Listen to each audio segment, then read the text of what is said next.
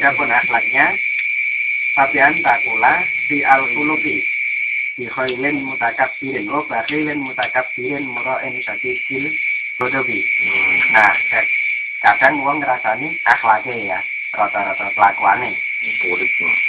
Nah, kelakuannya kayak ngene, bakhilin ya. Balik mutakabbirin, sombong. Mura'in, wonge seneng riya. Kemudian sadidil bodowi, wong sing suka marahnya luar biasa hebatnya.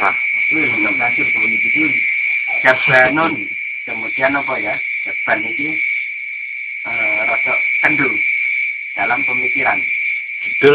Nah, seperti itu.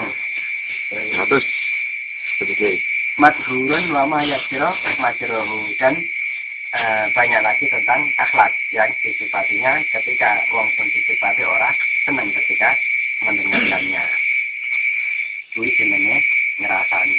Kuwabe ya, wae ya kaya. Nah, dengan ini kita apa ya, memperbaikinya sedikit demi sedikit supaya diarani muslim sing sebenarnya. Ora kita poso, ora kita salat saja seperti itu.